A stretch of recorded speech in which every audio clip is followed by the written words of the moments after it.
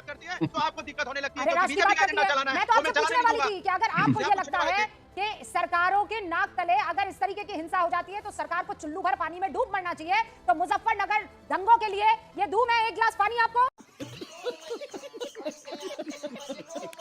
आइए देखते हैं, मजा आएगा।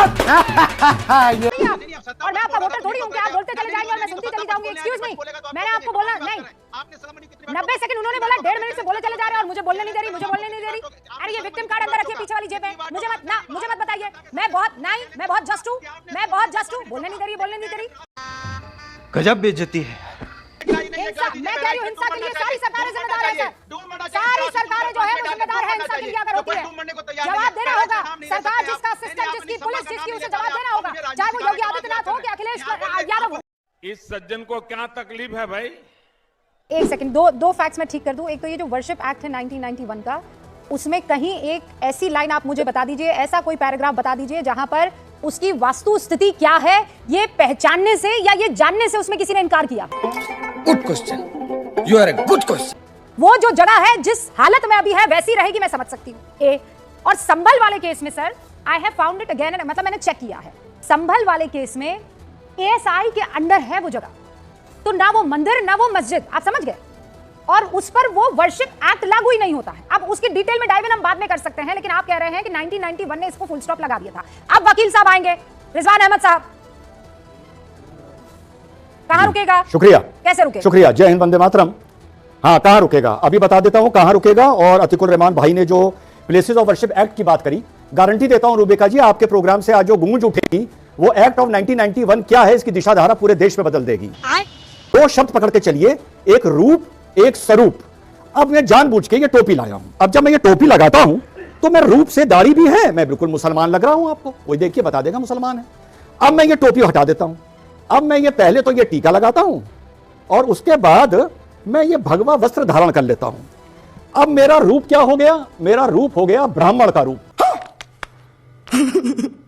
अब ये स्वरूप शब्द कहां से आया? प्लेसेस ऑफ वर्शिप एक्ट अपनी टीम से कहिए कि सेक्शन 4 फ्लैश करे, ये बड़ा इंपॉर्टेंट है इस देश के लिए। सेक्शन 4 इंग्लिश और हिंदी में फ्लैश करवाइए। सेक्शन 4 लिखता है हिंदी में, उपासना स्थल का धार्मिक स्वरूप जैसा है वैसा ही रहेगा 1947 के बाद। अरे बाप रे, ये तो धोती खोल रहा है। और इंग्लिश में सेक्शन 4 लिखता है the character of the place, रूप जैसा है वैसा ही रहेगा।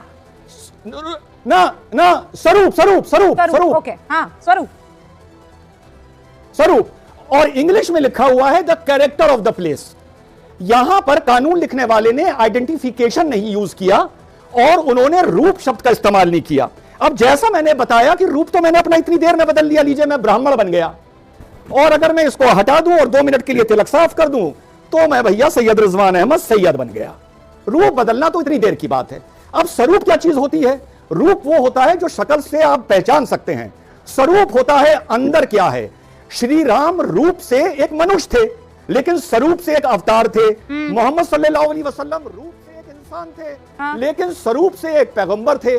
जीसस क्राइस्ट रूप से एक इंसान थे, लेकिन स्वरूप से द सन ऑफ गॉड थे। ये अपनी अपनी मानता है। आप ये कह रहे हैं तो प्लेस, हाँ, सैयद रिजवान अहमद, आप ये कह रहे हैं हाँ, कि 91 में लिखा था कि स्वरूप जो असल में उसका रूप है। आप तो पूरा खेल ही बदल दिया इस लिहाज से। तो यस, एक सेकंड रूबिका, एक सेकंड।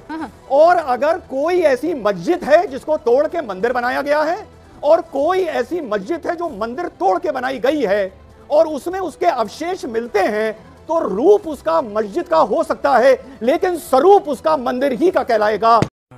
ये बड़ी अच्छी बात कही आप। तो ये जो एक्ट है ये कह रहा है कि तुम रूप पे ना जाओ, तुम स्वरूप पे जाओ। सर्वे कर लो, अगर पता चल जाए जो स्वरूप था वो मंदिर। अगर तुम लोग नए हो तो सब्सक्राइब करो, वो जो लाल वाला बटन है उसके साथ स्कैम करो या फिर महफिल जमाओ, मुझे नहीं पता, बस क्लिक हो जाना चाहिए। अब मैं भी जा रहा हूं, मुझे पार्क में स्टंट्स मारने जाना है।